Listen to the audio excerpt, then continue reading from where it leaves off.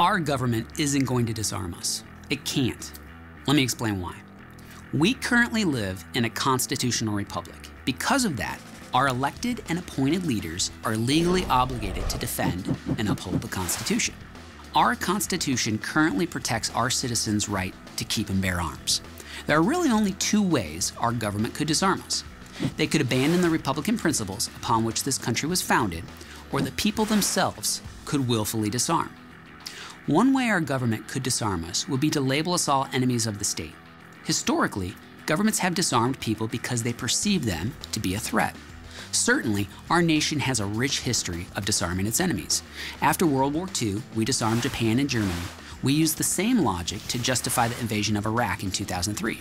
They were our enemies, and we believed they were armed. This is not unique to the US. All people justify disarming anyone whom they believe is a threat. However, our government can never convincingly justify disarming its own people. Our elected officials do not have the power nor the right to label their constituents as a whole as a threat. That's why they can never justify disarming us. We live in a country with an elected representative government. If our elected representatives argue that we are a threat to them, then they are no longer fit to represent us, because in that moment, they have taken away the power of our vote and replaced it with the power of their own ambitions. If they believe they must protect themselves from us, they now perceive themselves separate from us. No representative government can ever be separate from the people it represents. While our government leaders can't justify forcibly disarming us, they could make the case to the people that we no longer need an armed citizenry. That would require amending the Constitution and eliminating the Second Amendment. For that to happen, we need a serious and comprehensive national discussion about the modern case for or against an armed citizenry. But right now, our elected officials aren't openly inviting debate about eliminating the Second Amendment. Instead, they are increasingly enacting overly restrictive legislation that effectively makes it impossible to fully enact our rights. We have a historical precedent for this type of active infringement on constitutional rights via legislation. The late 19th century Jim Crow laws enacted poll taxes and literacy tests as preconditions for voting.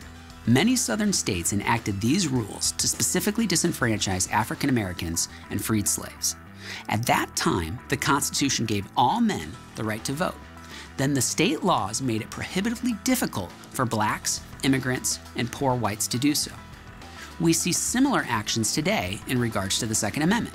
Excessive gun permit fees, may issue and no issue concealed carry laws, magazine and gun feature bans, and overly burdensome application processes all deter law-abiding citizens from owning and using firearms.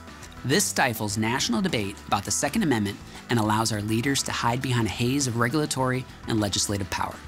It also circumvents the will of the people and subverts the supremacy of the Constitution. I started the video by saying the government is not going to disarm us, but that's not entirely true.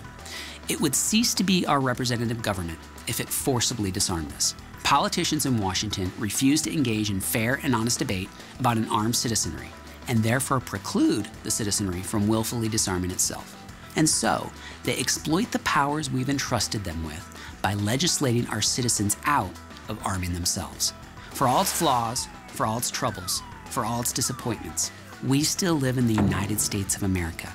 It may not be a perfect representative government, but the ideals upon which it was founded are the most perfect we've ever known. It's our responsibility to uphold those ideals. The burden falls upon those who represent us to protect those ideals, to enact those ideals. But when they don't, the burden falls on us to demand accountability and public debate.